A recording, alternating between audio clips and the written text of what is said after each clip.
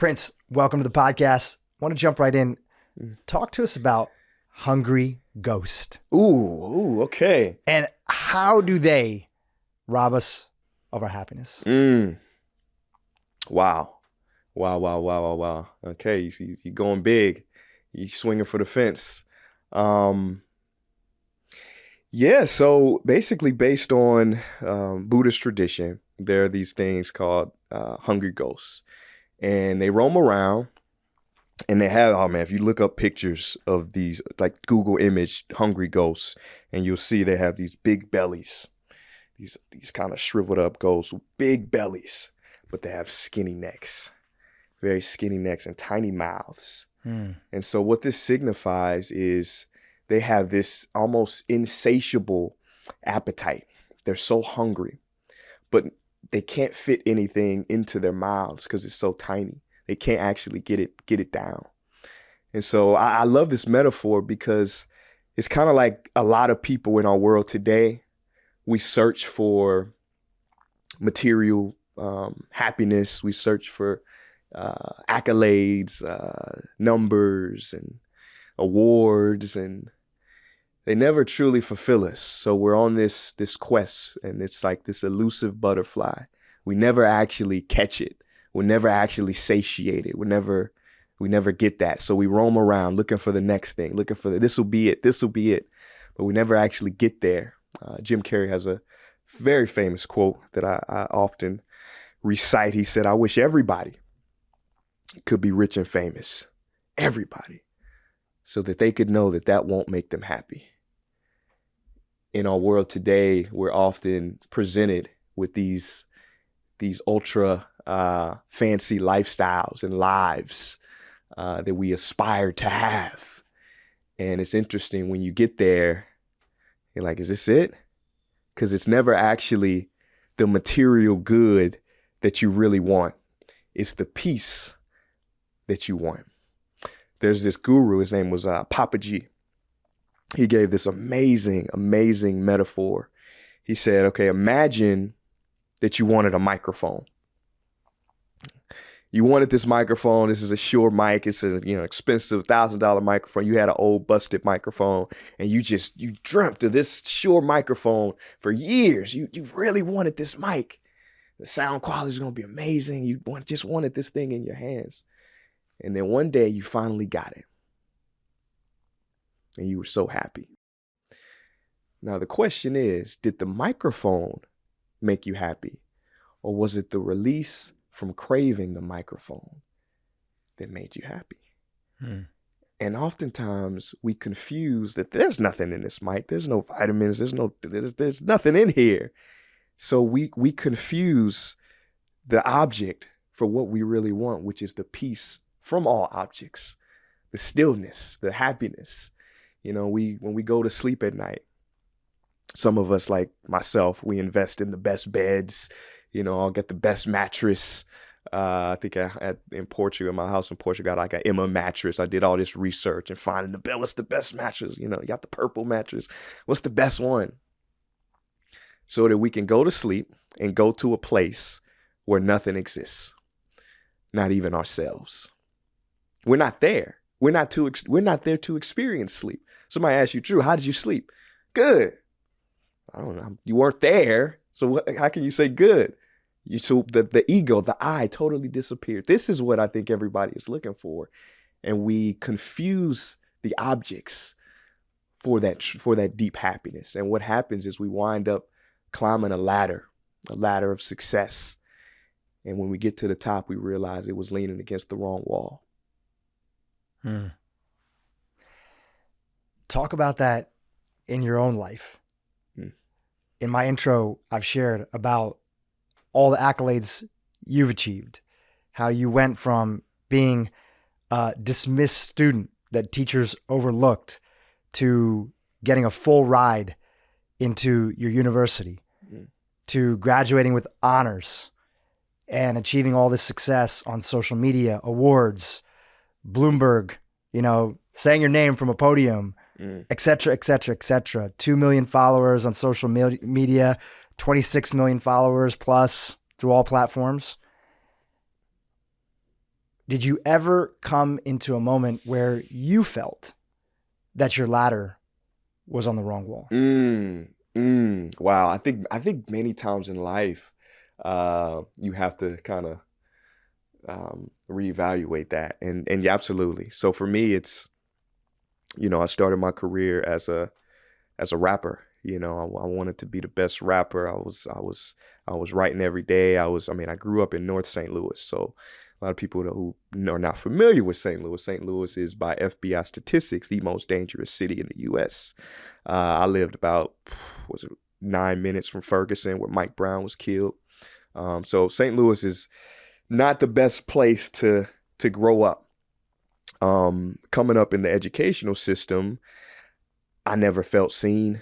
I was in the back of the class, like a potted plant, just there, not really engaging with my teachers. My teachers, I don't think, really cared about me either. And that's how it was until high school. And I found my favorite teacher ever. This teacher was engaging. They made me curious. They were exciting. They had me, going to the library to research more and more about the topics that they were covering. And I tell people this, and I say, who's your favorite teacher? My favorite teacher was hip hop music. It changed everything for me. It not only changed my life, it saved my life. Listening to, and so a lot of people hear that and they're like, hip hop? What do you mean hip hop? I listen to the radio all the time. It's all about, I got this money. You got Meg the Stallion, talking about take money from your guy and, twerking. That's hip hop. That's not hip hop. So hip hop is more than the 25 songs you hear on repeat on the radio. So hip hop, the origin of hip hop, it was the voice for the voiceless. It was originally the MC's duty to convey messages, enlightening messages, uplifting messages about topics, mostly socioeconomic, to the listeners, to inform them. This was the original purpose. So hip hop has 5 elements. I'll give you a backstory. So the first element of hip hop is b-boying, right? The dance, the break dance. And the second element is DJing, right? The DJ on the turntable. The third element is the MC. The fourth element is graffiti. And the fifth element, which a lot of people don't remember or don't realize, but the fifth element, according to like how hip hop was constructed, the fifth element was knowledge. It was knowledge. And you look at the word hip hop, to be hip is to be in the know. Oh, I'm hip to that. I know that. And hop means movement. So hip hop, essentially, if you break it down, it kind of means intelligent movement. This was the structure of it. This was the formulation and the origin story of it. So anyway, I get into hip hop and it totally changed my life. It was my favorite teacher. Listening to these rappers, mostly in the underground, speak about geopolitics and religion and science, and it was mind blowing. I mean, it catalyzed a part of my brain that had been dormant for many years. My 5th grade teacher, Miss Williams, wanted to hold me back a grade. She said I was mentally incompetent. She didn't think I was good enough to go from the 5th grade to the 6th grade. I was slow. And, I've gotten this a lot. Even my mom, I love her, and she hates when I talk about this because she denies it to this day. But she thought that I had some type of learning disability. And I knew I didn't have any learning disability. I was just spiritually malnourished. And hip hop was that avenue to awaken me. And, there's so many kids, unfortunately, that are deemed slow, mentally incompetent. But really what happened was they just haven't been awakened. That passion inside of them hasn't been awakened. The word educate means to draw out. It comes from the Latin word educare, meaning to draw out. And I think the true role of an educator, not a teacher, I have a difference between those two. A teacher, there's 85 million teachers worldwide, but an educator, there are very few of those. And the educator, they bring out the best. They bring out the gifts in that student. And so there's so many kids who are just kind of forgotten of kids where I'm from, north side of St. Louis, who don't get the opportunity, who don't get the luck that I had to find one of these perfect teachers. And so, it changed my life. I began to, like I said, to spend time in the library, to study, to learn. My vocabulary improved. I'm able to, understand, literal techniques and alliteration and metaphor and all of these different things. And I start to create music. So I go from being this depressed kid in the back of the class to this guy who's like, man, he found his voice. He's starting to express, because the opposite of depression, I feel, is expression. So I was able to express what was always hidden within me in this quiet, shy kind of demeanor. And, I started making music. I started putting it out there into the world, and it was beautiful. I did this for many years, and, I got in Vibe magazine. I did stuff with, Grammy Award winning artists. I developed a little following, and it was beautiful. It was amazing. It was life-changing. But I had another pivot point happen. So, I always give credit to hip-hop, because I think it's such a beautiful culture, not just a genre, but a culture that changed everything for me. It can also be very, very based on a lot of comparison. So if you look at the mainstream artists, the comparisons, it's also very ego comparisons, right? It's I have more money than you, I have more cars than you, I have your girl with me, I have this many girls, I have this mansion.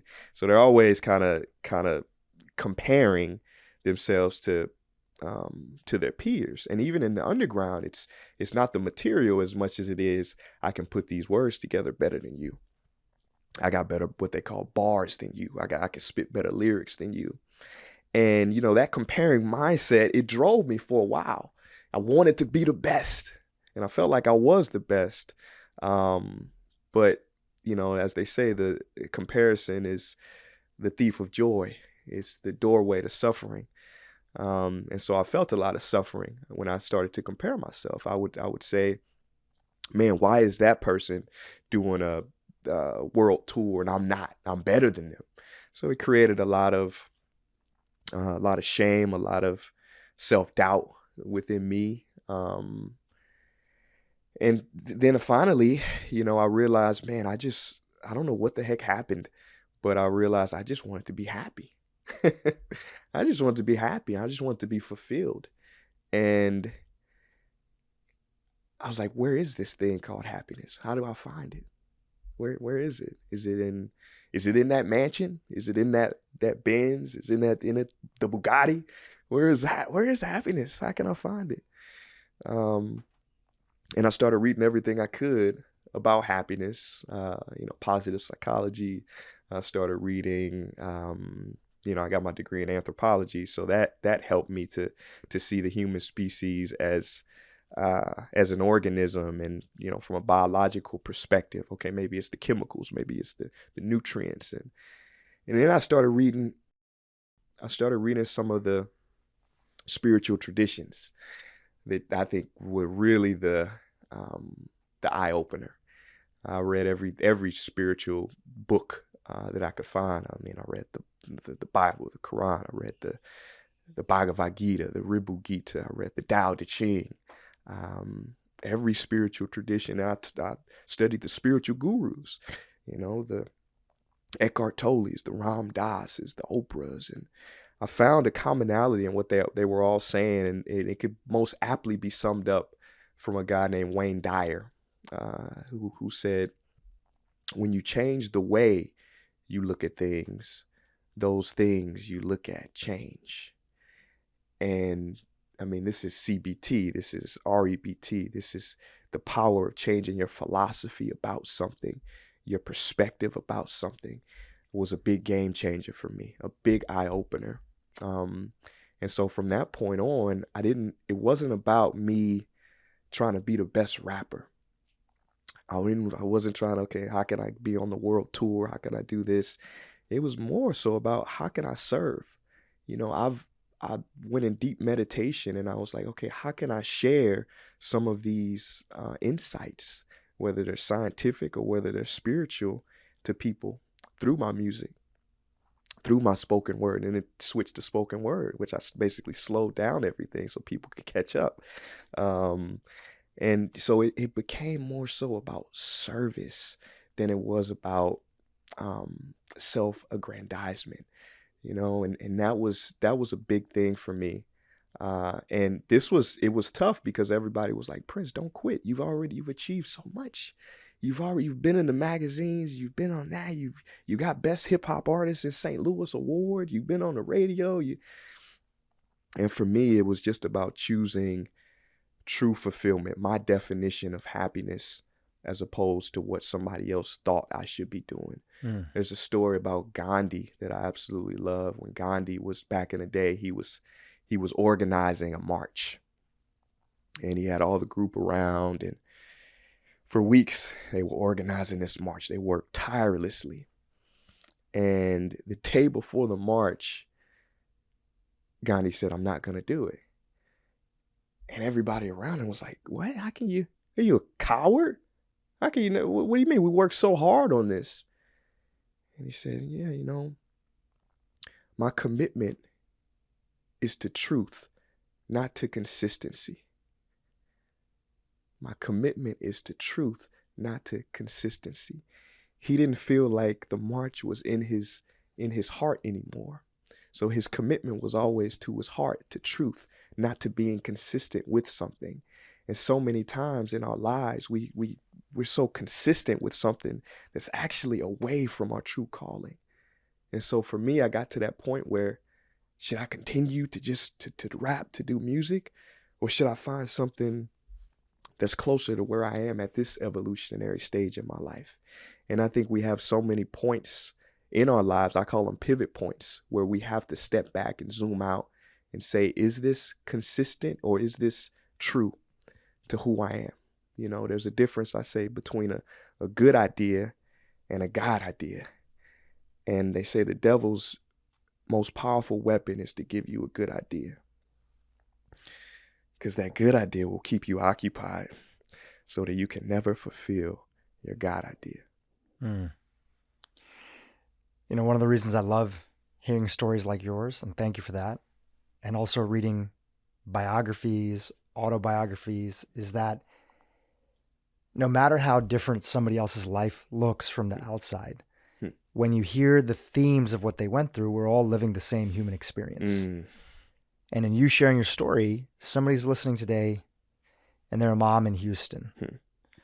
They're a single dad that's living in San Francisco, trying to raise their daughter. They're a young teenager in India who is excited because they follow your work and now they see you on my YouTube page, right? Whoever it is.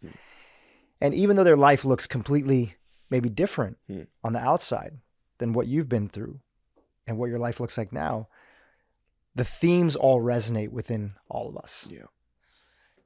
One of the questions that I hear for people as they start to navigate and they get moved by hearing these stories like yours is, I'm having a hard time actually hearing my truth. I'm having a hard time listening to my gut. Everybody says, listen to your gut, find your truth, go for that God idea instead of that good idea. What do you feel gets in the way of us hearing that voice inside of us? You're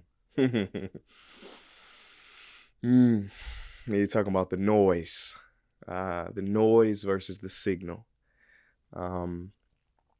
I think one of the things that gets in the way is what we talked about, is the distractions that we see in our lives. We're inundated with so many distractions on a daily basis, and we never ask the true questions, the deep questions. Why am I here? What am I doing? What is this? This is a mystery. How did I get here? What is this? I mean, these are the questions, and the mind can just, that's what everything in the world, the distractions on social media, they just keep us focused so much on the outward. And so it's so important to find those moments where you can pause, those moments of stillness and meditation. So I think what really gets in the way is again, it's climbing that ladder of what you think you're supposed to do, or what people said you're supposed to do, whether that's the ideas that your parents gave you, they want you to achieve something, or your friends, or even the ideas that you have in the ego. And this is why they say the longest journey a person will ever experience is the 7 inches from the head to the heart. And so to tune into that heart is super important, and it comes with quietude, with silence. I think there's so many techniques, and I can share them on how you can find that thing. One technique, I call it the rule of 100. So what you do is you get a piece of paper and you write down 100 things that you want to accomplish in your life. Accomplish, do, have, experience, 100 things. I want to, go to Portugal. I want to own a dog. I want to start a podcast. And you list all of these. I want to get married. You list all of these out, 100 things. And you say, okay, if I could just achieve 50 of these things, what would they be? So you cut 50 out. And then you say, okay, if I could just achieve 20 of these 50, what would they be? So you keep 20. And then you go 10. And then you go 5. And then you go 3. And that, process of elimination will allow you to come into focus on what it is you truly want to desire. And I tell people every day you should be doing something to push the needle forward in those top 3 things. You might not achieve all 100, but you will have a happy life if you could achieve those 3. So I say focus on those 3. There's a guy named Brady Ellison. You heard this name before? This guy? I haven't, no. He's a famous archer. I think he's the best in the world. 100 yards away, he could hit a bullseye, and the next shot, he could split the arrow on that bullseye. He's great. He's amazing. And I tell people, me, I used to do archery when I was a kid, when I was a little boy with my dad. But I think, do you do archery, Dhru? Nope. I think if I work with you for an hour, I could have you hitting the target with more accuracy, more precision, and more consistency than Brady Ellison could on his best day. Provided that we blindfolded Brady Ellison and turned him around a few times so he didn't know which way he was shooting. And you say, Prince, that's silly, dude. How can a man hit a target and he can't even see? And I got a better question for you. How can you hit a goal that you don't even have? So that rule of 100 will get your goals exactly what your heart is meant for, those top 3. Another one I do, another technique, and this one has to do, it's a famous technique. It's been used by philosophers for thousands of years. The Stoics used it, the Greeks, the Romans. They used to have a skull on their desk side, and that skull represented a concept called memento mori, or remember that you will die. So this is another one. So, when you talk about somebody, I don't know what to do. I don't know. When you start to consider the shortness of life, it can really bring you into a place of an egoless desire. So when I create my videos, I say, okay, Prince, I used to do this. I need to do it again. But I've created my most powerful pieces like this. I say, Prince, if this is the last video that you're ever going to make, and then it's curtains, you're done, what do you say? And what came out of that was, I sued the school system. It was, I am not black. Stop wasting your life. I Sued the School System got, I think it was 500 million views. It was one of the most viewed videos on the whole internet the year it came out. And I say this not to impress you, but to impress upon you that when you really go deep into your heart, into that place that isn't ego driven, you start to shine. You go on what Joseph Campbell says that called the hero's journey. And when you're on that journey, you get helped by invisible hands. They come out to assist you. But you have to have the courage to say, okay, I'm not doing this for anybody else. I'm doing this because this is what I need to say. This is what I need to do. And I think great things happen from that, and I'm living proof of it. So there's so many different techniques out there that you can use to find out what it is yet your thing is. But I think action is also important. Because even you say, Prince, okay, what if it's not the thing? What if it's not the thing? Say, okay, well, maybe it's the thing that leads to the thing. So I think just following that journey and realizing that you're always in the right place because there's something beyond this thing that a lot of scientists are so obsessed with, studying this thing that is actually in control, that is actually guiding us. And I think when we can surrender to that all is well and unfolding as it should, great things happen. There's an amazing story. It's a story about a king, and the king, he had this very close confidant, very close, very wise, a very wise guy who would always inform him of what to do, and he would always tell him. He said, "King, all is well and unfolding as it should." That's what he would always say. And so the king's other confidants, they didn't like how close he was to the king. They were jealous of him. Why is the king always asking him for his advice? Why doesn't he ask us? So one day, the king, he was getting a haircut. And the barber, he was cutting his hair. And something happened. The barber, he got distracted and he nicked the king on the neck. And blood started coming out. He had this big lead was leaking everywhere. He had to get stitched up.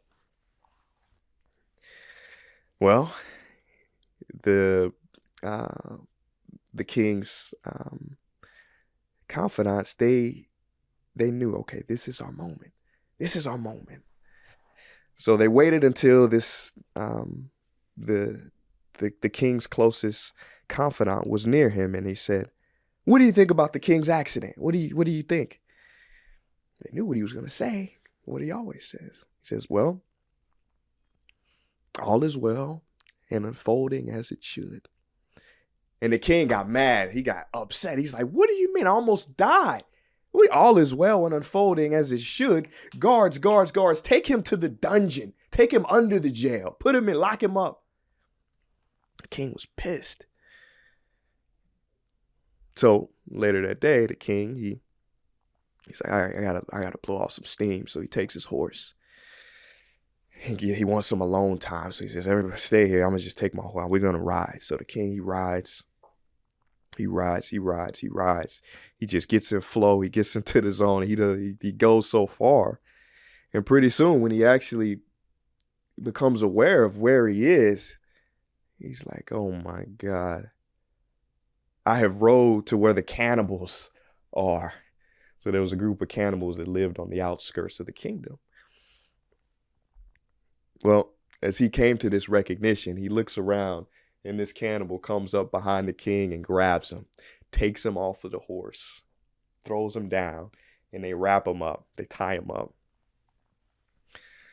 So later that evening, the cannibals, they take him to a fire. They're going to roast him.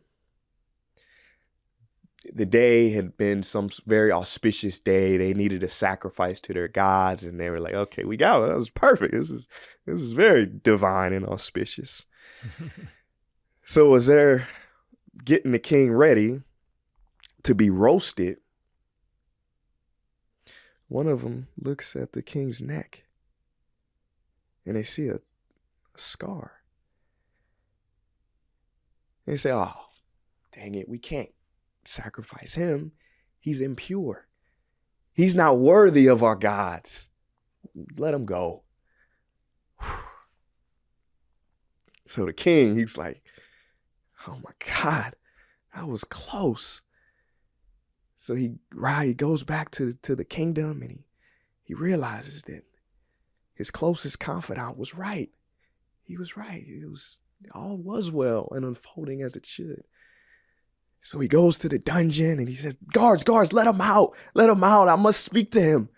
So he goes into the jail and he says, "Oh my God, you're not going to believe what happened. You're not going to believe this. I took my horse and we rode out, and I saw the cannibals, and they took me off the horse and they tied me up, and they were going to sacrifice me, but they saw the scar that was on my neck.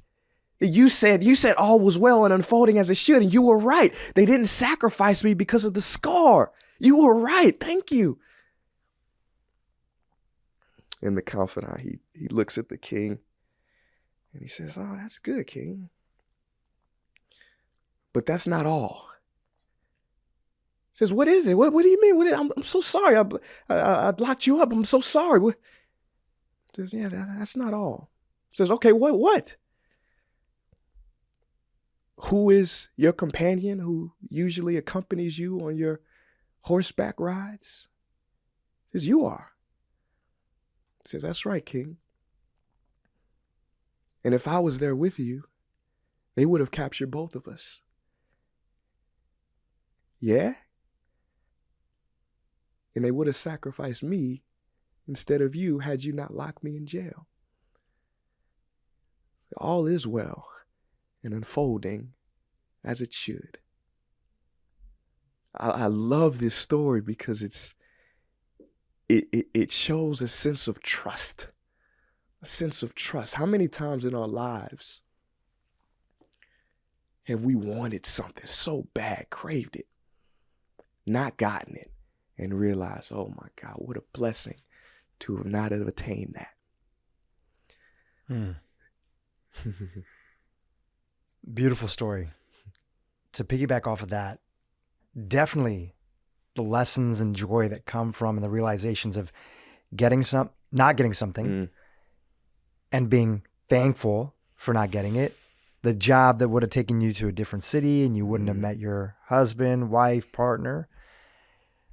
The route that you didn't take that would have led to a potential accident, whatever it might be. And on the flip side, there's also the joy of getting something, even if it was driven by ego, which we all have. Ego is not all bad. There's some element of it that has some temporary protective measures to keep us alive.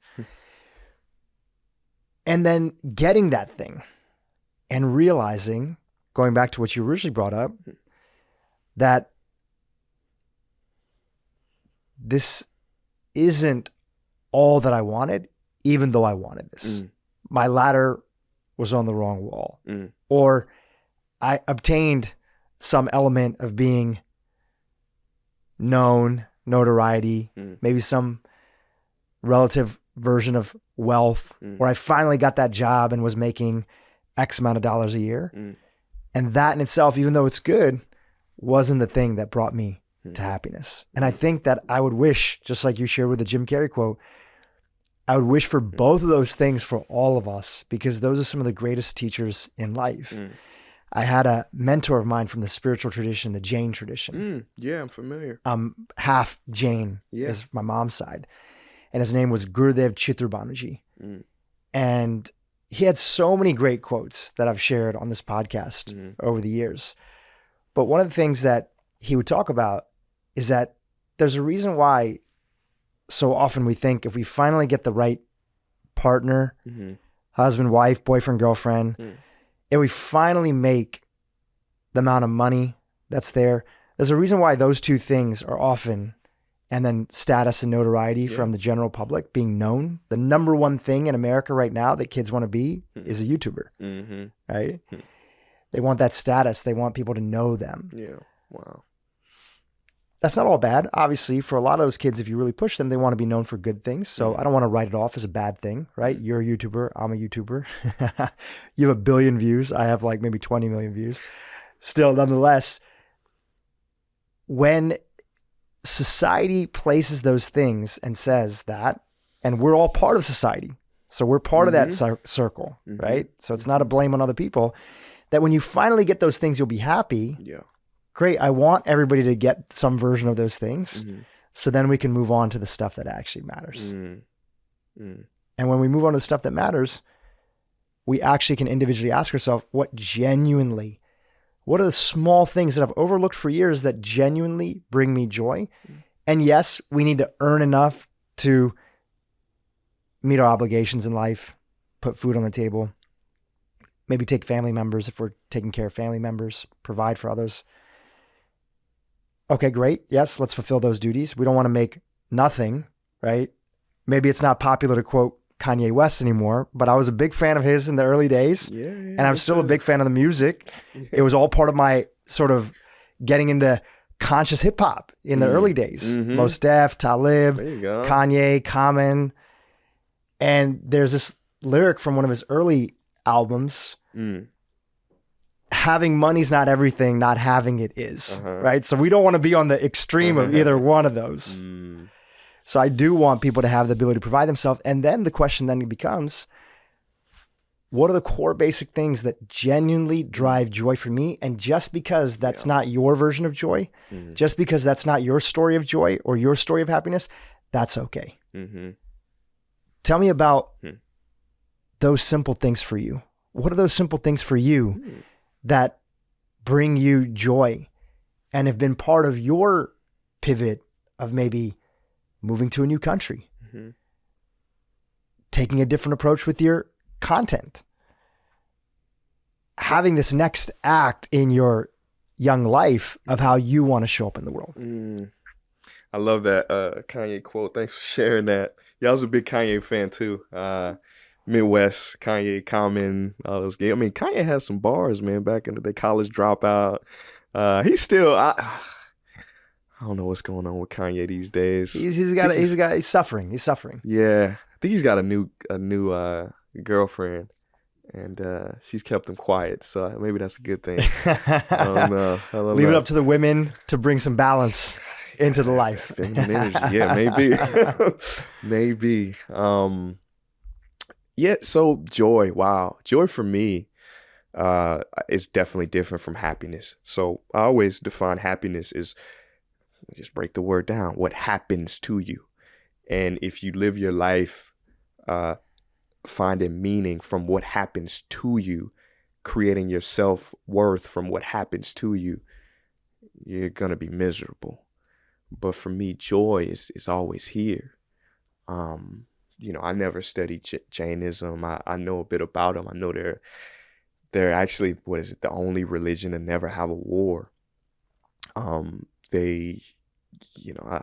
hear stories of how some of the monks, they walk very gently on the earth, and they actually walk with a broom in front of them so that they don't accidentally step on any animal, any insects. They have this deep compassion for life. I think some of them only eat food if it drops from the tree. They won't even take it from the tree. It's got to drop. And it's beautiful, just that connection to it. And I've learned many things. And I think when we talk about joy, it's the recognition of that connection, of that deep, almost even, it's not even a connection because it's already there.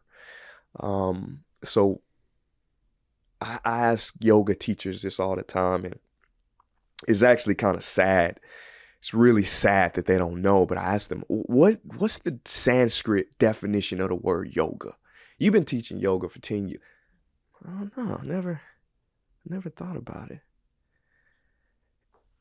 And I'm like, wow, you never thought about the meaning. Like we get so caught up in the poses and the postures and this and that. And you never read Patanjali. And so the word yoga, it actually means union. It means to yoke or union. And yoga, the postures, the asanas, this was the baby step. This was the first step. You weren't supposed to end there. True yoga is to take it off the mat into the world, to recognize that you are already unified with the divine. So when I talk about joy, the greatest joy that I can ever experience is that recognition of the connection with the divine. The greatest joy, greatest joy. I've been blessed to have the, whether it's material things or homes or, accolades, awards. You mentioned 1 billion views. All of it is cotton candy compared to that deep connection with the self, with the divine. There's nothing that he can even come close. So for me, experiences can be beautiful. And I know some people say, don't spend your money on things, spend them on experiences. And I think that's the next step, but there's another step after that. It's going to a place of finding out who is the experiencer, who is the witness, who is the observer within. This is the ultimate teaching of, I think, pretty much every spiritual tradition when you get down to it. So my journey, I think, has been a very blessed one.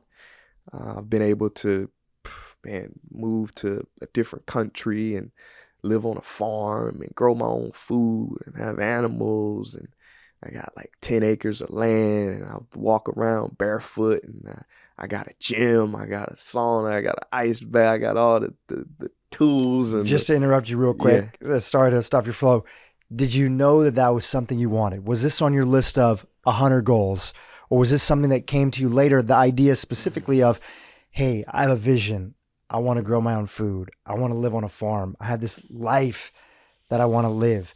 Was that something that came to you when you showed up in Portugal? Or was that something that you knew all along that you were being drawn towards? It was on the list.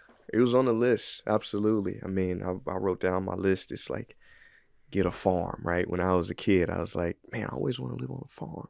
Now I recognize having a farm is pretty hard work. So I'm like, maybe I'm like 30 years too early for the farm. But, I experienced it. It's interesting. I learned a lot. Yeah, you pivot. But yeah, it's getting a dog. I grew up with dogs. I bred dogs when I was a kid. When I went to university, I started with my degree in veterinary medicine. I wanted to work with animals.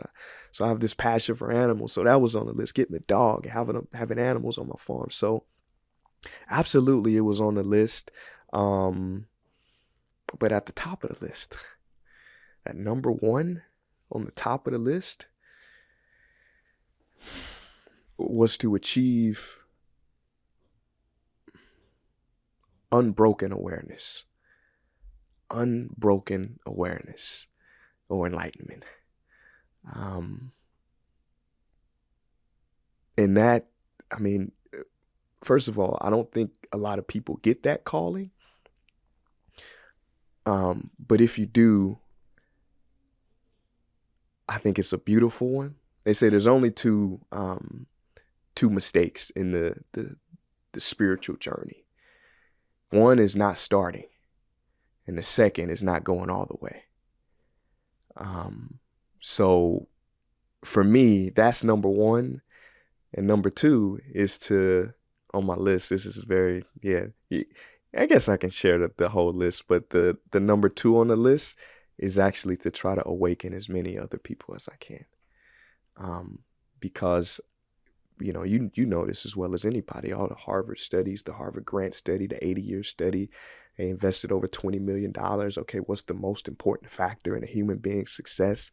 It's the relationships. It's the love they have in their lives. So for me to cultivate community and having close relationships, close connections, and also serving is that, talk about joy, that brings so much joy and peace to me. I mean, to really know that you've made an impact in at least one person's life, that the world is different because you were here. Man, I mean, it doesn't get better than that, does it? It doesn't get better than that. And sometimes we have to go through a lot of zigs and zags to get there. Mm. When I was younger, I had this very belief-based approach to spirituality. And I thought of it as like, I need to get there. I need to get somewhere. I'm here and I need to get somewhere. Yeah. And often that belief-based approach was riddled with also imagery of idolizing monks and people from my background and tradition in India and the Buddhist background and the Buddha and different teachers in the spiritual traditions, Mahavir, Krishna, etc. Idolizing them and putting them on a pedestal and having this vision of like, man, maybe like one day I'll be able to like live in India and like just meditate on a mountain. And then I met and spent some time with some former monks, people that were trying to teach people, householders, lay people, about maybe the most spiritual thing you could do today is be a little kinder to that person who cut you off in traffic and not honk at them. Maybe the most spiritual and beautiful thing that you could do today is to cook food and cook a meal for your wife. It's great. And share some gratitude with her. Be a little bit more compassionate to your kids. Okay, fine. Maybe the mountain version is something for some other people. And in particular for me, I always thought, I don't want to get a job in corporate America. I don't want to do the rat race thing, other stuff. And I didn't know that there was this whole other life of, oh, you could start a podcast, you could be on YouTube, you could start businesses, other things. So I thought, you know what? I want to run away from being a computer scientist. I want to opt out of corporate America and I want to go towards being a monk or at least pursuing a spiritual path, maybe volunteering at an ashram. I grew up my life going to ashrams in India and things. And then one of the monks and teachers that I met, he said, dude, if you don't like corporate America or the corporate hierarchy, I do want to tell you, just so you know, being a monk and being a part of a monastery sometimes is the most corporate thing out there. You have this idolized vision of what's out there. I want to tell you, it can get very, very corporate. And even monks themselves can forget about the true nature of why we're here. We can get caught up in, and this is him talking from his own life experiences, we can get caught up in the sloks and the stavans and the memorization. You know, my last name is Purohit. In the Indian tradition, Purohit means priest. It literally means priest from the Brahmin tradition. And I come from this long lineage of priests in my background who would show up at events and situations to, you know, honor sacred ceremonies. You'd call the Purohit, the Panditji, to do the ceremony of your wedding. You'd call them to do, you know, bless your new house that you had in to ward off, you know, evil spirits and bad omens and things. Wow. That's your lineage. That's my lineage. Wow. And it's a beautiful lineage. And I so appreciate coming from that lineage. And like all lineages, just like you were talking about hip hop, there's always the left and the right.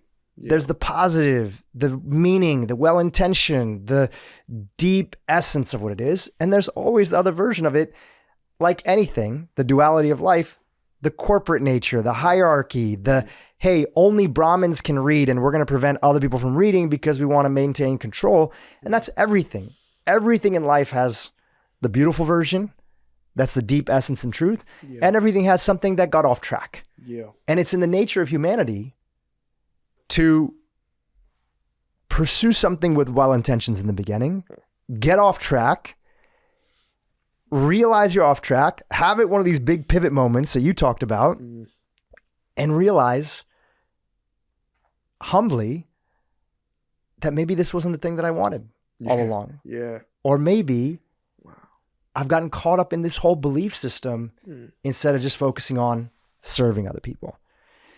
I was bringing that up partly just to share a little bit of context of my background while we're in this conversation, but also the part that I always have resonated that your videos, you know, right before you came here, I was like, oh my gosh, I can't believe I hadn't been following you on Instagram because I've been watching your videos since they've been coming out on YouTube. You know, you have those moments. I'm not super active on Instagram. Yeah, me either. And the thing that I appreciate about what I've heard that you've shared about your approach to the spiritual journey is that, okay, we can have different ideas and things. And yes, it's important to maybe study the text at different times in our life. But at the end of the day, it's also about action, doing, and service. And why I think that's important for me to mention in the context of this conversation, and I'd love to hear any kind of commentary you have on it, is that sometimes loving the life that you have right now is also realizing that your life right now is the deepest opportunity to practice any version that you have of what your spiritual journey could be. That's a beautiful one. Say it again for the people in the back. Your life right now and showing up in your life right now, it doesn't mean that your circumstances are perfect. It doesn't mean that maybe you don't have the job that you don't want. You want to have better circumstances. It doesn't mean that you may not want to earn more money. It doesn't mean that you might not want to change some little things here and there. That's all part of it. But the life that you have right now is the opportunity to practice your spiritual truth and express your spiritual power. We don't need to get anywhere. I really credit, and I had the fortunate pleasure of meeting him many years ago, I really credit the work of Eckhart Tolle as being a big shift for me. Oh, that's it. Reading The Power of Now, the idea of spirituality, which is a monk meditating on a mountain with his legs crossed and this and that, and waking up in the morning facing the east, and all these rituals and rules that I had that I thought, man, if I could only do this, this would be me being more spiritual. Those were all just thoughts. They were all just stories. Yeah. And then I realized, wow, it's actually just being present in this conversation and listening to my mom, who might have had a tough day, and being for her in that moment. Wow. And not immediately jumping in and telling her how she has to be, or how she has to not be. And then maybe afterwards just giving her a little bit of a hug and saying, I'm sorry you had a tough day. I'm here for you. Yeah. That the littlest, tiniest interactions that we all have on a daily basis was my biggest opportunity to step out of my life primarily being driven by ego and actually stepping into service. A lot of people are like, oh, I'd love to dedicate my life to service. And that's some grandiose vision of being there for a cause, dying for a cause that's out there. And listen, hopefully they find that if they want that thing. I don't want to take that away from them. There's lessons to be learned in pursuing that path, but we forget about the tiniest of little moments. And listen, brother, I'm preaching to the choir because you talk about this left and right, but my audience doesn't get a chance to hear me talk about as much, which is why I had to interject. Sometimes the choir needs to be preached too. It's just reminders. Thank you for sharing all that. Yeah, it really comes down to that. I mean, if you don't get it here now, there's no other time where you will get it. It's here. It's all here. It's this moment. And how far is the journey from here to here? There's a quote I got on my wall in a place in St. Louis. It's from a guru named Nisargadatta. He said, and Eckhart is a big fan of this guy, by the way. He's done talks about him. Nisargadatta Maharaj, he said, having never left the house, you have been searching for the way home. Powerful. It's here. I mean, be here now. This is it. The Ram Dass book, I love how he came up with that title. He was he was in India, and people who don't know Ram Dass, he's amazing. He's super powerful, spiritual leader, teacher, ex Harvard professor. Got booted out of Harvard for experimenting with like psychedelics with his colleague Timothy Leary. But as he went to India, he studied with the monks and the gurus, and he was struggling. There was a point where he was struggling, and he asked this guy, he's like, well, I don't get it. I don't know how to get there. And the guy, he's like, dude, just be here now. And that ended up being the title of his book. That's it. This is it. And how do we be here? The breath. The breath is the doorway. I created this meditation. I call it the now meditation, where you just say the word now, now, now, now. In India, you see people, they recite the word Ram. They say Ram, Ram, Ram, Ram, which is the name of God. Even when Gandhi was killed, he had so much presence that his last words were Ram, Ram, Ram. He got shot. And so I created this meditation. I call it the now meditation, where you just recite that mantra. Now, now, now, now, now, now. This is it. This mystery of now. It's so fleeting. It's so magical. This miracle. It is a miracle. I mean, how can it not be? How can it really not be? I love the Buddhists, they say, come back to the beginner's mind. The beginner's mind. The expert is one thing. He sees a few ways to do something, but the beginner sees many ways. Come back to that no mind in Zen, the Mushin, no mind. In the Christian Bible, they say you cannot enter the kingdom of heaven until you become again like a child. One of my favorite books is called Everything I Need to Know I Learned in Kindergarten. Clean up your own mess. Don't hit people. When you're angry or you're irritable, take a nap. Take a nap, man. Well, you mentioned something which is a great opportunity to talk about something cool that you're up to right now. Sauna Sessions, which is a new podcast that you've started.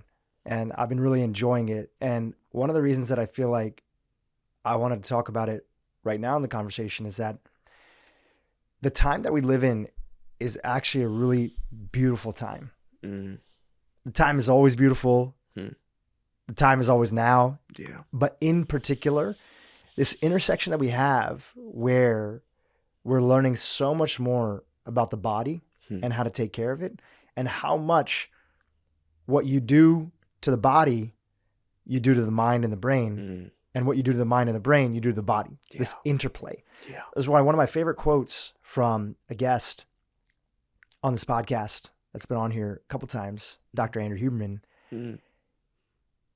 he says, for most people, the way to quiet the mind is going to be through the body. And when I was listening to your sauna sessions, right, where literally, we'll link to it in the show notes, people check it out, link to it on YouTube as well. You're interviewing top experts in different fields and a lot of people in health, which I have a couple questions about that and your journey into health and some of the things that have made the biggest difference for you, if you wouldn't mind sharing. You're interviewing them in a sauna. Like you both got towels on and you're sweating. Yeah. And first of all, great concept. Thank you. Right? Great concept. But this idea that I think in the past, and even India itself as a country has been guilty of it, so much emphasis that spirituality and even other religion, that the way to there is purely by belief. That belief itself was the thing that was going to make you there or have you be favorable towards your God or gods. And belief is important for a lot of people, and belief is one aspect of it. Also, taking care of your body in addition to reading the spiritual text, if that's something that draws you in, is actually one of the best way to be honoring if you believe in a higher power to the creator that brought you here, because they gave you this body. If you're eating junk food, if you are overcome by the daily addictions of soft drinks and other things, and I have so much empathy for you, you're being disrespectful in a way to your body. Yeah. And it's a lot harder to be nice to other people when you're sick. It's a lot harder to be of service to people when you're sick. It's a lot harder to show up for your family when you're sick. And still people get sick, and we want to all give them compassion. I'm just saying the honest truth, which is it's a lot harder to show up for your goals and dreams in life when you're sick and when you're unhealthy. So when I was listening to your sauna sessions, I was feeling like this is an incredible format, because not only are you guys talking about deep, meaningful conversations, similar themes that we've brought up here, but also this aspect of the best of what I see in the West, which are how do we take care of this temple? What are the best ways that we can use light therapy to address pain? What are the best superfoods that are out there to help us fuel our body?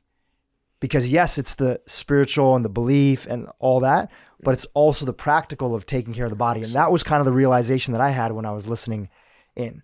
Give us the backstory of how you came up with it and how those worlds merged together of conscious poetry that's there to make a difference for people, but also intersecting the practical aspects of helping people learn how to take care of their body.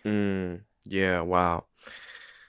Great insight. Great question. How did it come about? So yeah, big fan of the sauna. I've done sauna over a decade.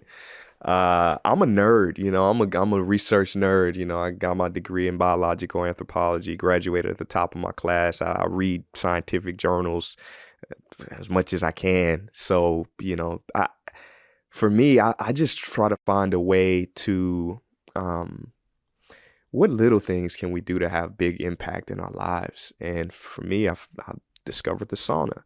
So you got the dry sauna, you got the infrared. On the show, we do infrared sauna, which heats more so your skin as opposed to the air. And it's just so many benefits for it. And not only the health benefits, which are numerous, we could list them out, but also the fact that what I noticed when I was in a sauna at like a local club, I would have conversations with people, deep conversations, and we would actually connect. So it's like this environment that can create a new friend. I found myself when I'm sweating with somebody, it's kind of like you're going to war with somebody, and they're in there with you. They're taking the punishment with you, and it builds a bond. It builds a connection. Some of the best friends I have, we met inside of a sauna. Then we start talking. We start playing sports together, and it builds a community. So when I came up with the idea, I was like, okay, I'm weird. Like I try to do stuff that's never, maybe it's been done before, but I haven't seen it be done before. So I just try to experiment with new ideas, have fun.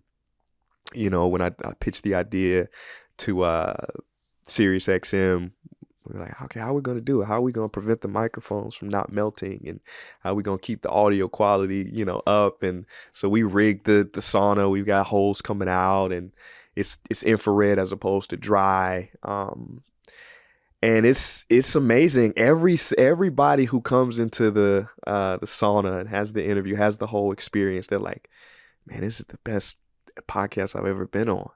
Because it's like, you get the endorphins, the dopamine comes out. Like you get that self-care experience, and you're talking about something that you're passionate about too.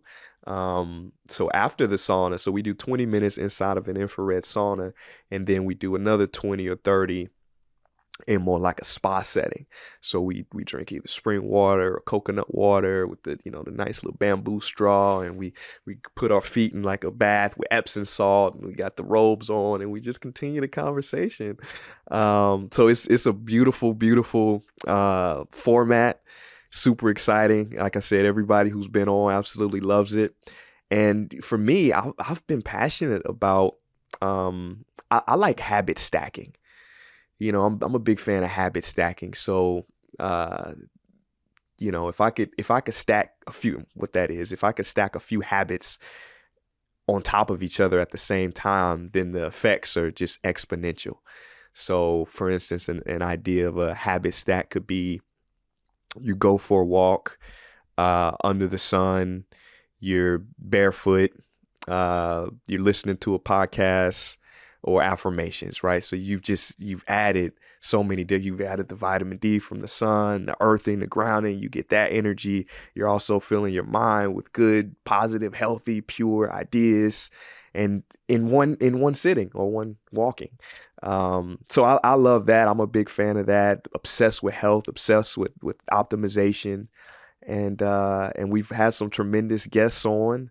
All of them are my favorites. The ones that stick out for me, like I had. Give us a few that stick out, and maybe something that you started incorporating into what you did, even if it was a question or perspective. But this is a health audience, so they would love any kind of tips that have been meaningful for you too. Yeah, wow. Well, I had Darren O'Lean on, who's like the superfood hunter. Yeah, have you had him on here? Yeah. He's amazing.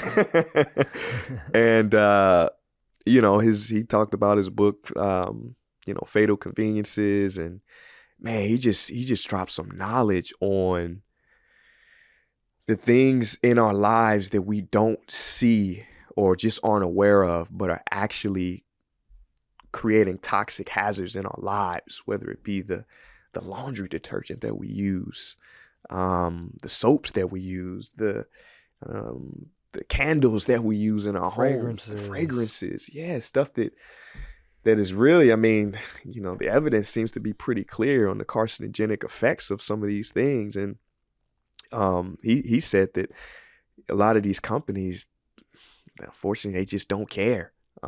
It's kind of like ask for forgiveness, later. If something happens, we'll figure it out later. So just, Sean Stevenson came on. He dropped some knowledge. I had Jack Cornfield on. I don't know if you had, you know Jack. He's a author, yep, Buddhist teacher.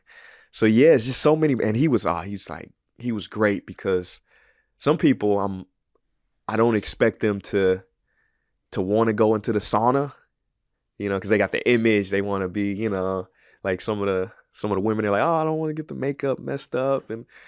But everybody's just been like, they've been soldiers. Jack came in, he had his hat on, he's in his 70s. So it's been incredible. It's been an incredible experience. And the biggest part, selfishly, is just the fact that I get to connect with some people I look up to. This, from the outside of creating this new project that you have, Sauna Sessions, it seems to, having kind of followed you a little bit, come also after taking a little bit of a pause of the total output. You're still living your life. You're still doing things. You still have friends. You're probably doing dinners. You're tending to your farm. You're still creating stuff. The outward output of total content might be a little bit lower, but you're still creating nonetheless. And why I want to ask you about what a pause means to you and the power of pausing. Because again, somebody may not be going through the same circumstances as you. Yeah. But there's a lot of things that we've all gotten good at doing. And we might find ourselves at a crossroads that, hey, even though I'm good, even though this is meaningful in some way, the way I'm doing it is starting to feel like it's inching towards maybe a good idea instead of a God idea in your example earlier. And it's not that I want to get rid of it completely. I just might need a little bit of a break so I can birth my next project. No different than an artist who's taking time between creating albums, living life, so new material starts to show up for them. Right. What does pausing mean to you? And when was it clear for you? And I'm using this term because you used it in a video. So I might have the wrong terminology. So please feel free to correct me. At what point in time did you know that, hey, I need a little bit of a break so I can birth something new? when you mentioned the good ideas and God ideas, I was just thinking, somebody said never get too good at something you hate doing, or it'll make you do it for the rest of your life. And I think it is easy to get caught in that. So if for somebody that's listening, if what you're doing is not in complete and utter harmony with who and what you are deeply, it could be good to break. And everybody's break can be different. Some people might want to go for a retreat. Some people might just take a retreat, for a weekend in their house. For me, a pause. The pause wasn't to even birth something new. It was more so to just to get in touch with just an authenticity. I do things in the personal growth and development space, and I know that it's easy to not walk the talk, as I like to say.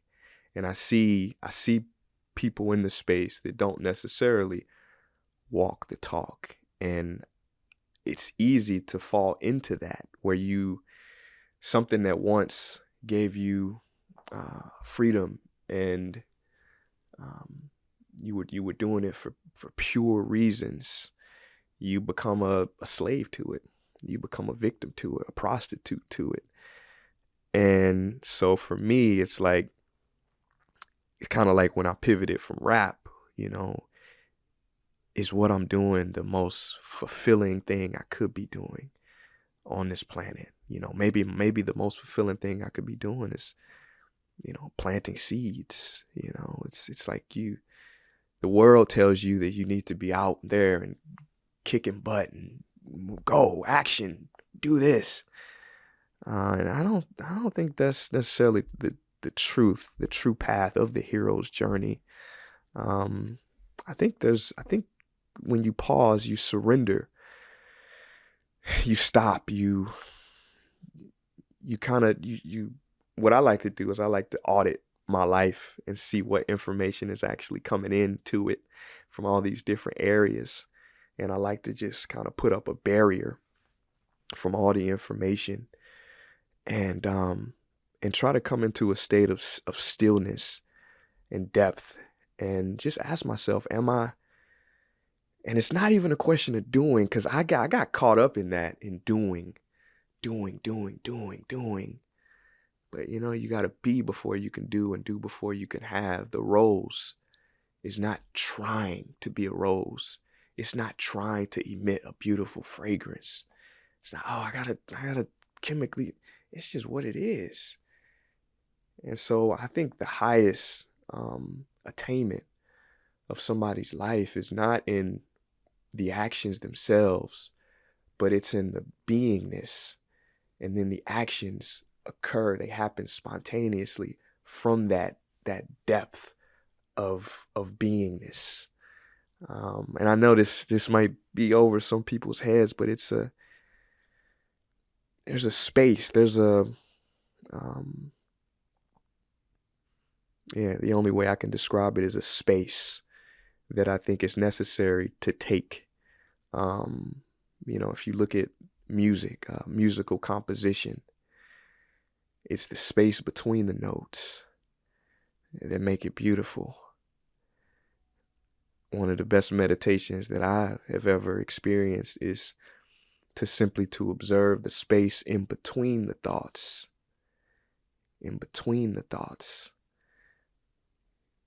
And I think when you can kind of surrender to that silence, the doing just spontaneously occurs, because it's just who you are. It's just a part of you, and you're not doing anything. There's no intention. I think intention can cause tension. This is my intention. But when your only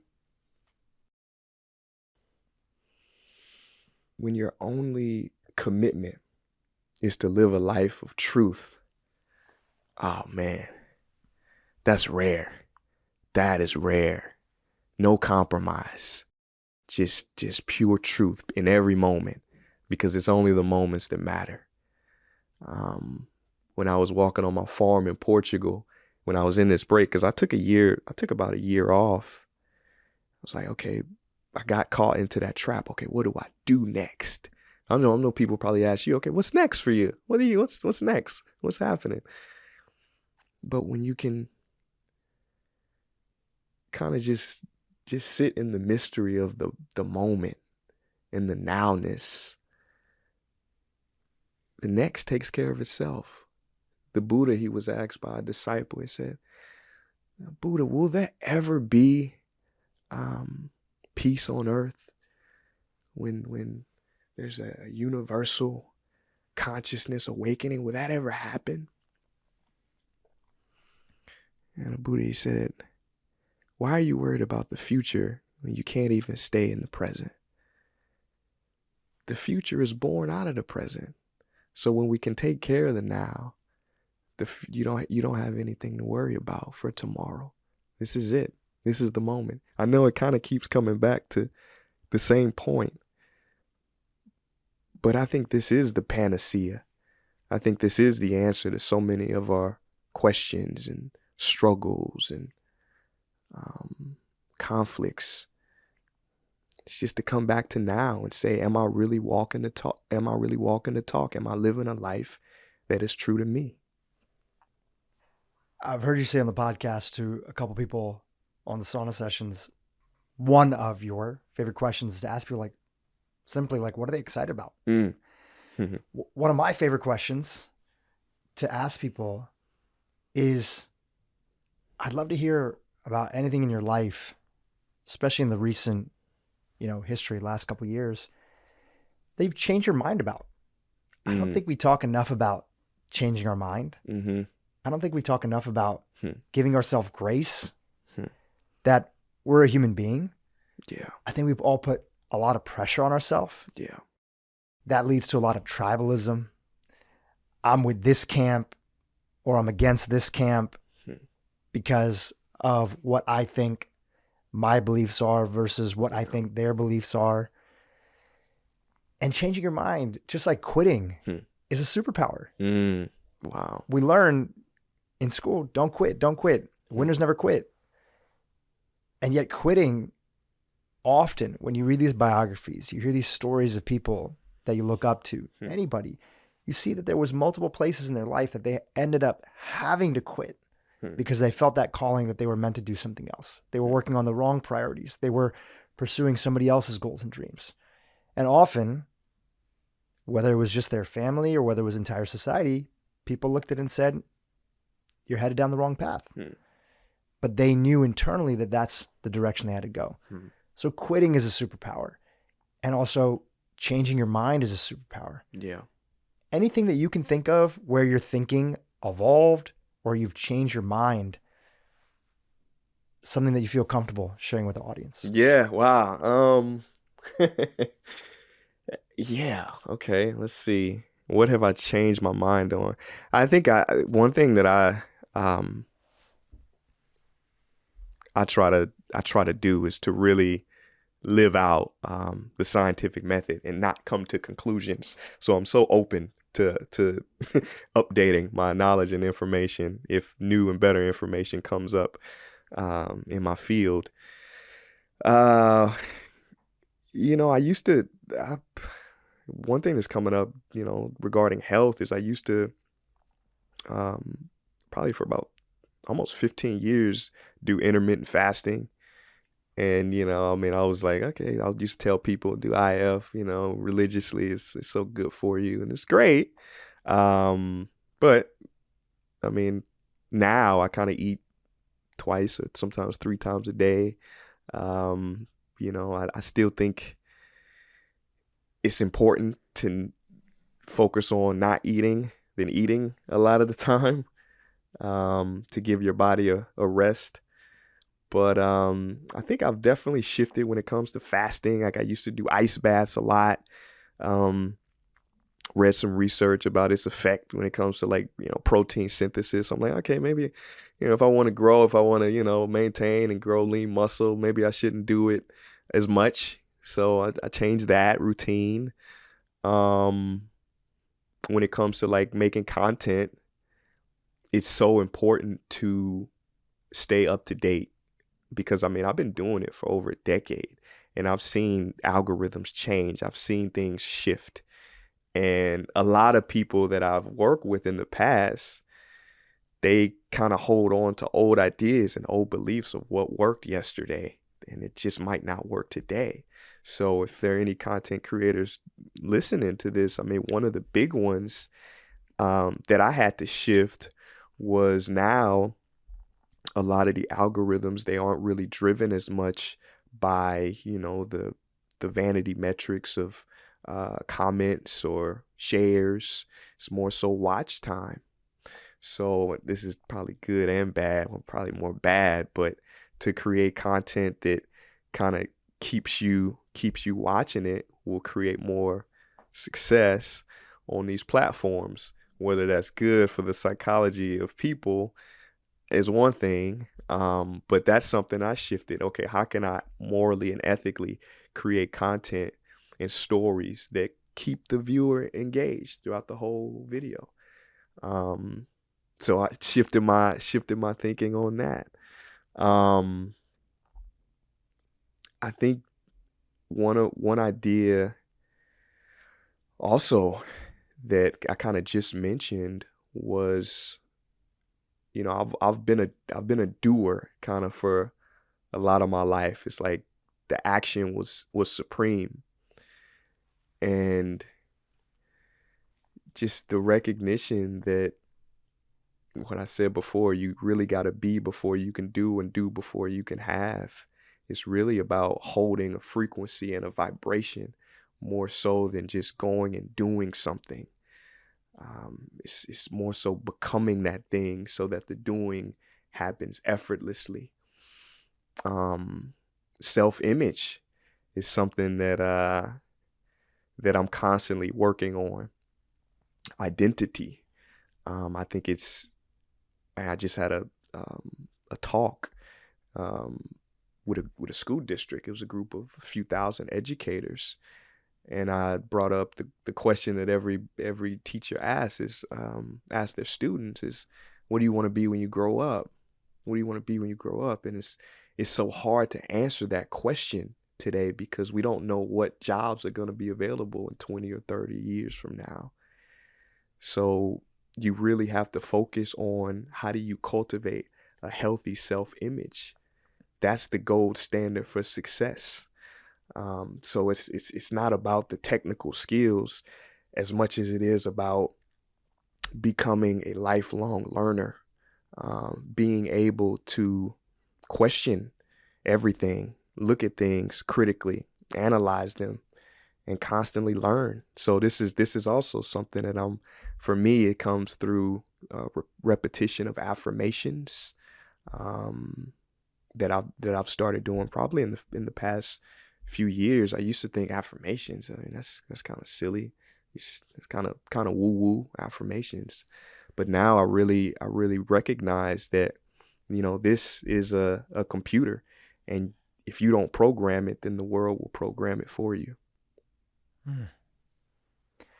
Beautiful answers. You know, a couple times in this interview, you've mentioned about the contrast between doing and being.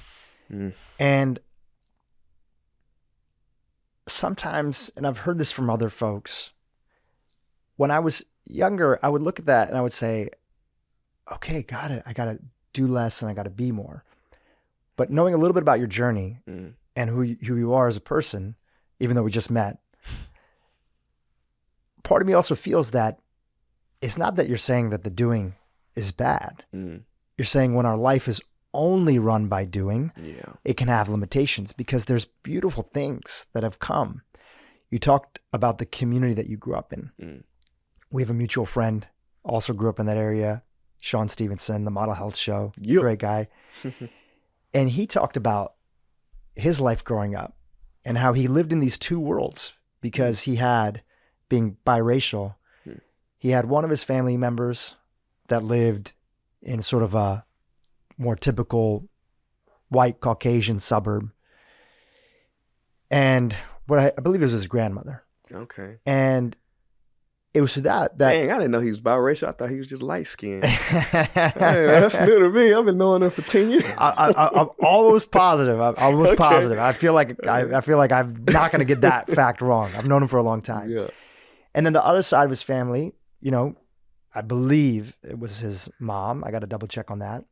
But he's been open about this. Just trying to sort out her life, get things together, and living in a community that wouldn't necessarily provide him with a lot of opportunities. And he got to see, what it looks like, not obviously from just a racial perspective, but talking about what circumstances can allow people to value. It's not that one group valued education more than another, but when somebody's not having to work 3, 4, 5 jobs, it allows some time to spend with their kids on homework, right? When, the police are more likely to respond in a particular area, or when there's drugs that are more common in another area, that creates a certain level of safety where kids can spend more time outside, or you're more likely to play at somebody's house. Environment plays a big role. That's why we talk so much about your zip code is the biggest determinant of your success and your health. And of course, there's a lot of layers inside of that conversation. But going back to his sort of a little bit of a parallel is that obviously that drive that he got from being part of one community and some of his friends saying like, why do you talk white? Or why do you say, why are you speaking this way? That also that work ethic that came from being doing focused, that came from achieving in college, obviously brought something really beautiful to his life, right? And a lot of people have parallels in that story. So the doing side of you, even though it's very hard for any of us to constantly be in that place of quote unquote balance, as much as maybe you went too far in one direction, there's so many beautiful things that it brought to your life. What are some of those beautiful things that, even though we don't want doing to always run how we operate, it does come with some benefits temporarily, and the goal is to pull back another way. So what are some of the beautiful things that doing has brought to you? If you would agree with that statement, and if you don't, that's okay. Please push back. I love you. So the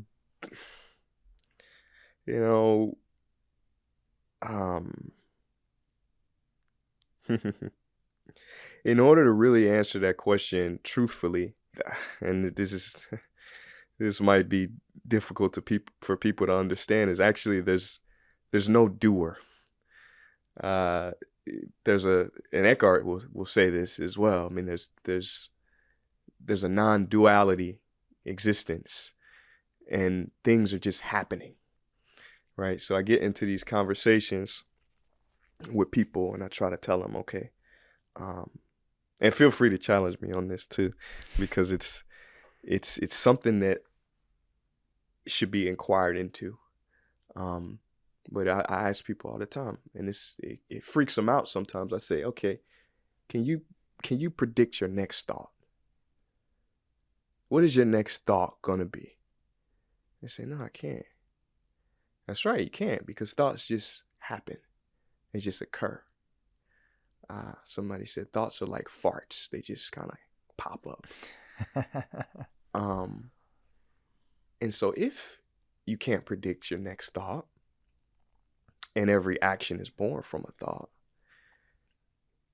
then who is the thinker? Is there a thinker? Is there a doer actually here? There's a physicist who said,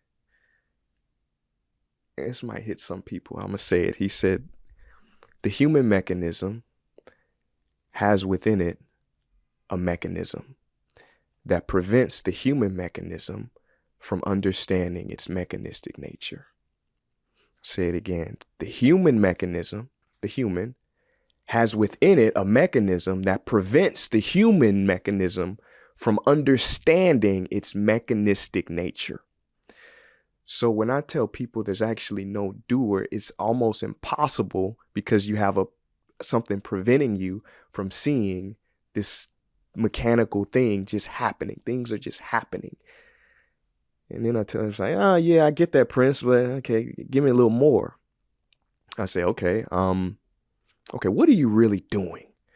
You're not growing your own nails, or you're not growing your own hair.